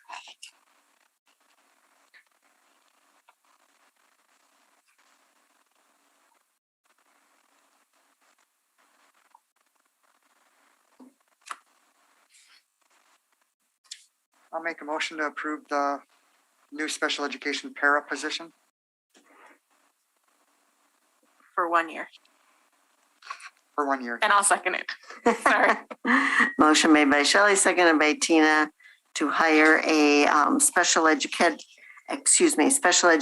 para at the elementary school for 1 year. All in favor? Aye. Opposed? Motion carried. Thank you. All right, this next item, I think especially with the plan we've approved tonight, we recognize that staff may very well be impacted by COVID.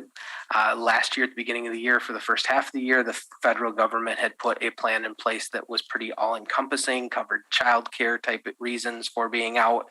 And obviously, if someone was directly affected by COVID, we're looking at this as an option for our staff. We're looking at this as a incentivized reason to be vaccinated. So pandemic leave, basically up to 10 days would be provided for a staff member. Non-cumulative, in the case that they or an immediate family member was impacted by COVID and had to miss work because of it. So the duration of the plan on page 46, the duration of the plan would be until the CDC and Wisconsin Department of Health has ended the pandemic and said we are no longer in pandemic standpoint, or until the board acts on it. And as I read this and as I understand this, it would be a one-time. So if we are dealing with pandemic conditions for 3 school years and they use it this year, it's done. So I'm not going to be coming back year after year. With that, it would be we're putting this in place kind of one last time, and when it expires, it expires. So I just want to clarify that, David. So I'm an employee here, a teacher, and I get COVID this year and I get COVID next year. It will only cover for one. It covers 10 days. So if you missed Okay. 5 this year and 5 next year, that's fine, but you only get 10. Okay, I just want to clarify. Yep. Is it a verified that they have COVID or a family member has COVID? It is, and worked with Bob on this extensively. Basically, at the time of absence, they would be in communication. The person would be in communication with Angie and I. We would verify the positive test from a confirmed, or a reputable source, not necessarily a at-home test, and we would verify their vaccination status at that point in time. And then if they qualified, they would be paid those 10 days, up to those 10 days. Is it verified that if they're home to take care of a family member that is vaccine eligible, that they're also vaccinated?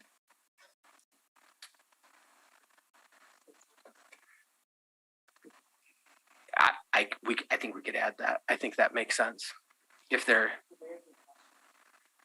I guess If they're I have no eligible. problems Yep. supporting this, but I just feel there's a multitude of reasons why people might not be vaccinated. And I get the medical condition, but what if it's a religious belief or whatever the issue might be? I just feel it could cause division on the staff that we're only offering it to vaccinated, non-vaccinated. David, Lisa brings up a good point. We could add that, vaccine eligible family member. I mean, if you have a 10-year-old, of course they aren't. I think we could do that with that adjustment. Thank you, Lisa. David, I know with this, the federal government quit, allowing this, so to speak. Are there any other districts that are doing this, that have offered this as an incentive benefit per se? Yes, there are some currently. I was on the conversation with La Crosse County Soups today, and there are some in La Crosse County. There are multiple more considering it, and I've shared this language a little bit with them as well. And I think this will become more common. This was talked about by WASBA today on their noon call as a viable and a strong incentive program. Versus, the talks of mandating masks. We're not, having that conversation or not mandating masks, mandating vaccines. We're not mandating them, but we're providing an incentive for those who are. These funds are coming out of ESSER funds, or these are coming out of our budget? They would come out of ESSER, yes. I have a few concerns when it comes to the liability portion of it, because in here it has that some people can have a waiver. What would qualify someone to waiver? Specifically, we talk in here about the disability status. Is that what you're talking about as far as the waiver? Yeah. So that would be if a person was not vaccinated because of a specific disability status, we could still grant them the leave based on, their doctor or communication saying that they could not have the vaccination. So we would put the waiver in place if that was in place. And you would have physician provider evidence of that. I just don't want it to be an opinion, like, okay, yeah, that's all right, or not. I think we have to have more guidance there on. I think if we had a physician saying that they should not be vaccinated and they got COVID, we would honor that and give them the leave. Or they should not have been Yeah. You would need a provider. I mean, many people say, well, I can't get vaccinated because of this, this, or this. But we would, need that specific language.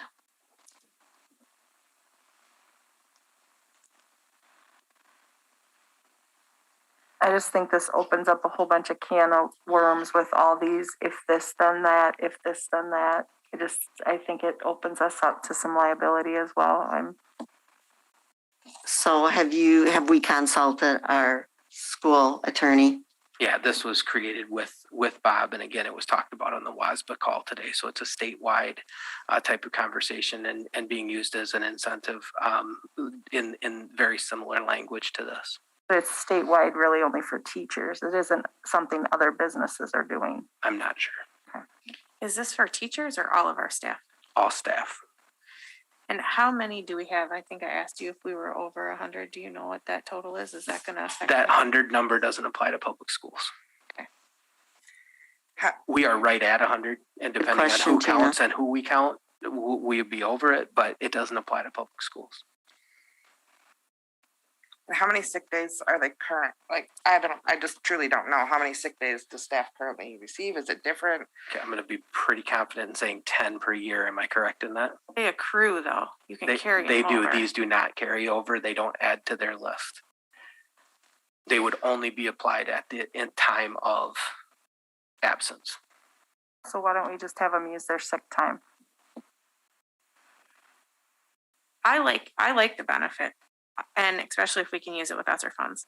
My concern is the vaccinated, non-vaccinated. So say we have a breakout in 2 months and we close down, then are we paying ESSER funds to all of our staff?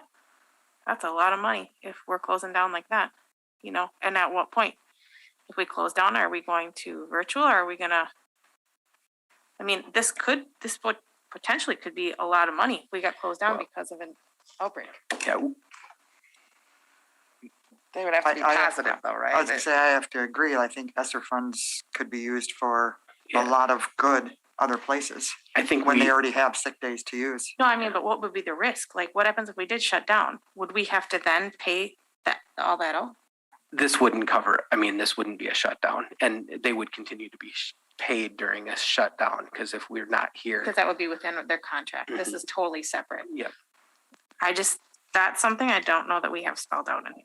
So I think the other part of that is we have the ability to end it. So if ESSER funds are running low, or we have designated ESSER funds to go somewhere else, we can end this at any time. So how much has this been used, like when we did have it? Because, the federal government stopped it, but we extended it. It was extended last year. It was Right, very, we did that. very, very lightly used. Angie said just one or two used it. Okay.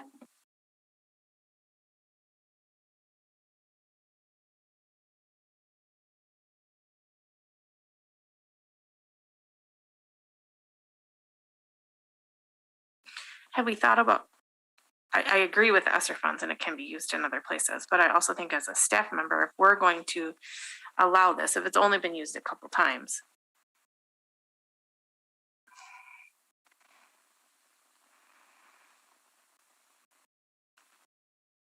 I don't know, more in conversation, pops up more questions.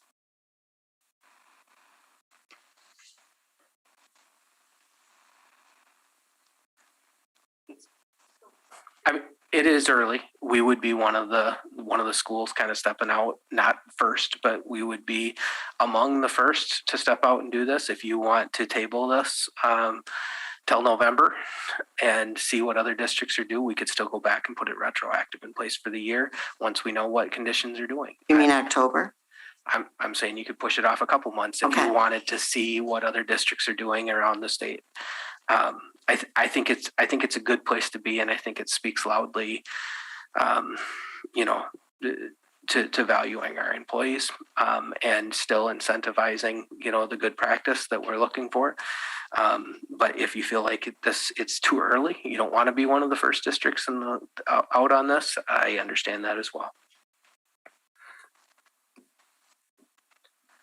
I like the benefit. And I think it's helpful for staff to know that they're going to be supported if something were to happen in the situation. I don't think it's fair for us just to pull it at any time. So if we have a huge outbreak and all of a sudden we have 20 staff members that now have come positive, now we don't have the funds, so we're not going to grant that. I don't think that's fair.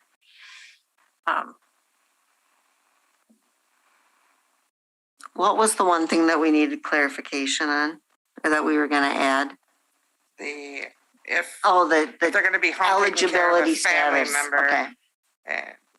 they would need to show proof of vaccination.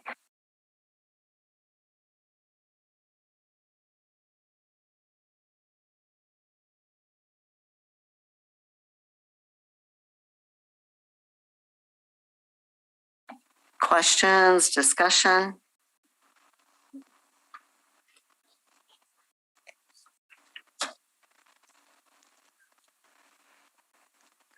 I'm not opposed to it, but I guess my concern is like the comment that was just made about, showing our staff that we value them, but do we only value the vaccinated ones? Like we don't value the unvaccinated ones? No.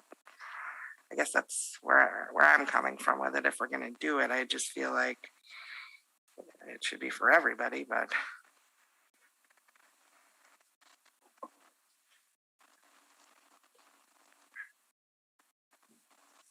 It would simplify the benefit if you wanted to make the motion that it applies to everyone. I mean, it would simplify the language immensely, and we could still say it's only for immediate family, and it's still until the end of the pandemic, you get it one time. And it's for all employees. If that's, the concept was to incentivize desired behavior.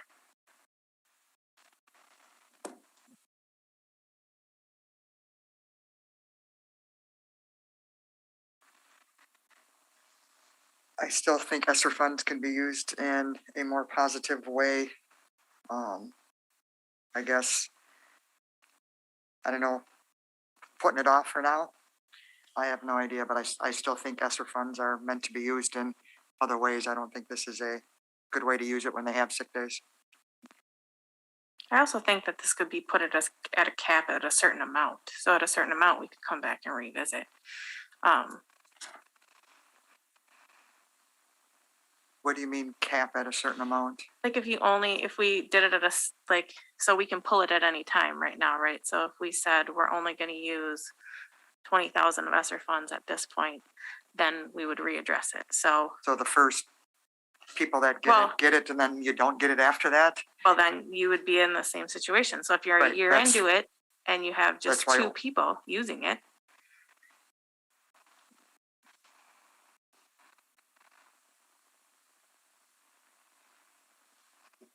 it'd probably be best to just push it back if we can make it retroactive, right? Is that what he said?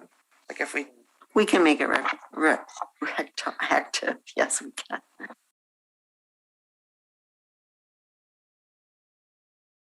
I'm not comfortable right now. I would like to table it.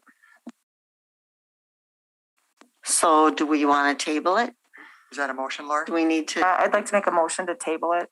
Until when? You ought to tell me a month you want. I think November meeting. Okay. I'll second that. I should be able to fix the language by then. Motion made to table the cumulative pandemic paid leave. Motion made by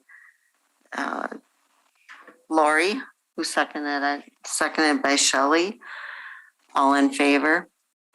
Aye. Opposed? Motion carried.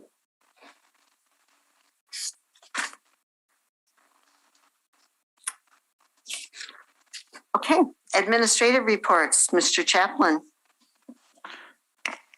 Thanks, Julie. First thing on there is Special Festers Day. Obviously, last year it was canceled, as many things were. It is on the Oktoberfest schedule to do Special Festers Day. We are planning on doing that, pending any COVID, whether it's from Oktoberfest protocols or ours that we were going to do tonight. So we will be taking some kids there. It is all outdoors, so we'll just encourage masking outdoors, but we'll treat it as an outdoor event, except for when they're in lunch. And I'm going to encourage the staff to have them eat outside. So if you don't know what Special Festers is, it is a time where they open the Northside Fest grounds to not just students, but all people with disabilities, so that they can enjoy that event without the larger crowds. All the rides are free to kids. And so it's a good time for kids that may not be able to get out and do something like that with their family, just for whatever reason. So any questions about Special Festers? And then obviously the next part is everyone's favorite thing, state testing. The dates are on there for that. So no changes to state testing, unfortunately. We still have to continue to do all those. So those dates are on there. And then the last thing that I have is the Hall of Distinction. That committee met virtually and decided that because of unknown conditions with the pandemic, and if we would nominate and induct someone, whether they would be able to come for whatever reason due to the pandemic, that the committee felt like it was best to push that off for a year, and hopefully we're in a better spot next year to honor any inductees properly. So plan on doing a fundraiser in the spring to raise funds for the plaques and things like that. So that's all I have. Any questions for Mr. Chaplin? Thank you. Mr. Johnson. Thank you, Julie. Just overview of the start of the school year. Things have gone really well. We did those when we were over at the tour, explain a little bit of our lunchroom scenario and how we work to break 3 grade level lunches into 2 grade level lunches. We did that for a number of reasons. Actually, we learned last year from COVID interactions, just the lack of, let's say, behavior issues on the play area with fewer kids out there and fewer grade levels. So we took that idea into the summer and kind of problem solved how we could make this work.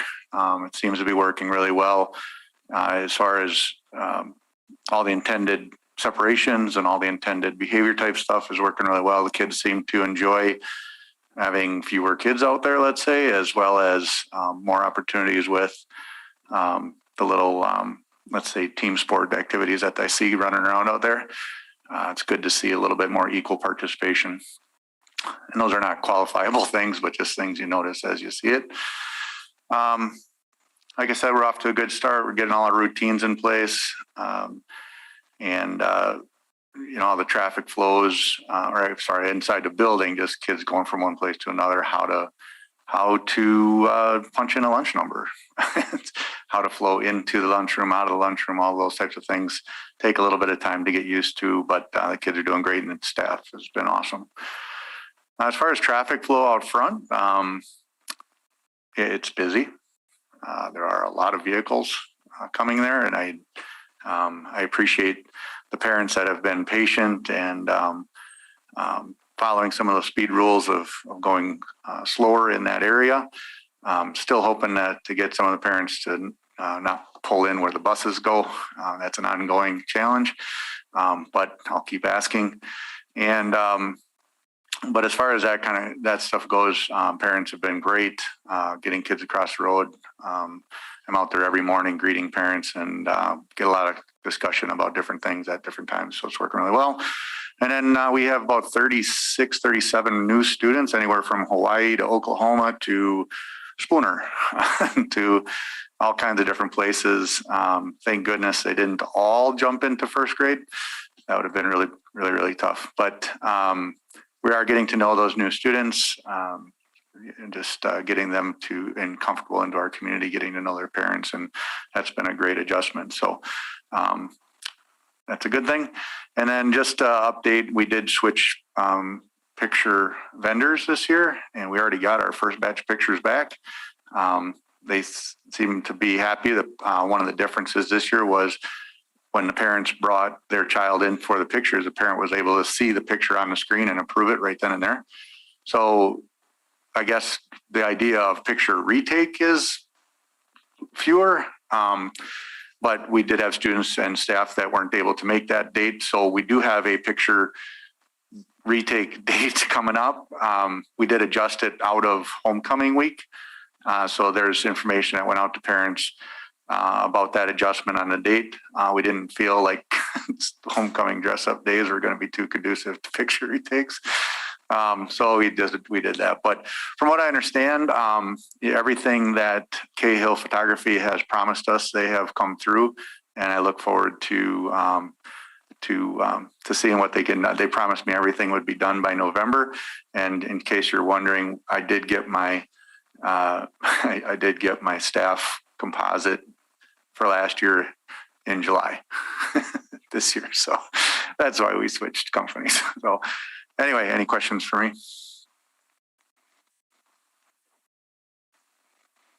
Thank you, Mr. Johnson.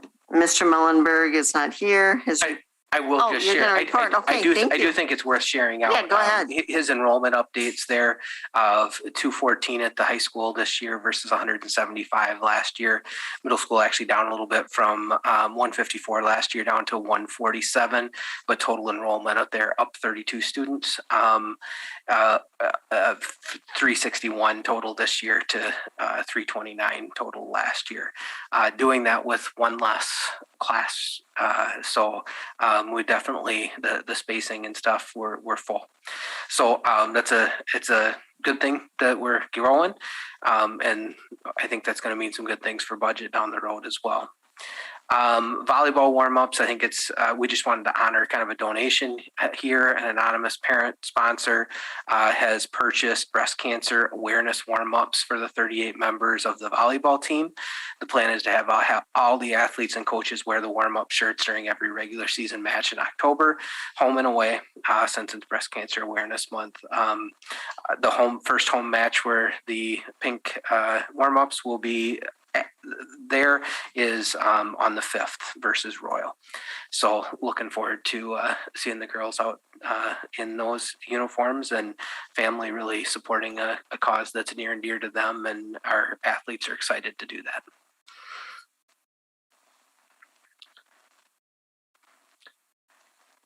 Then it's my turn. Go ahead. So I had alluded to this earlier, but I just want to say thank you. I know the mandate was difficult for some. It was welcomed by many, but our staff and community have handled that incredibly well. As I know, we will handle and work well through the next phases of this as well. So I just want to say thank you. The community events, the things that we've seen, the participation, the people wearing masks, being respectful of our policies has been wonderful. Thank you to the entire Bangor staff for your hard work and dedication to students that you've displayed in starting this school year. There's truly a sense of just comfort in having the kids back and getting to a little bit more normal. I have been incredibly impressed with our staff, and just want to say thank you to them for the work that they're doing for the benefit of all of our students. So that's what I've got on my list. Any questions? Thank you. So we've got some consent agenda items. Current openings, open enrollment applications, and a new 8th grade boys basketball coach. So any removal of the items from the consent agenda? Barring none, I'll make a motion to approve the consent agenda. I'll second. motion made by Lori, seconded by Lisa to approve the consent agenda. All in favor? Aye. Opposed? Motion carried. Thank you. We have no closed session items, so I ask for adjournment. I'll make a motion to adjourn. I'll second. Motion made by Tina, seconded by Lori to adjourn. All in favor? Aye. Opposed? Motion carried. Thank you, everyone.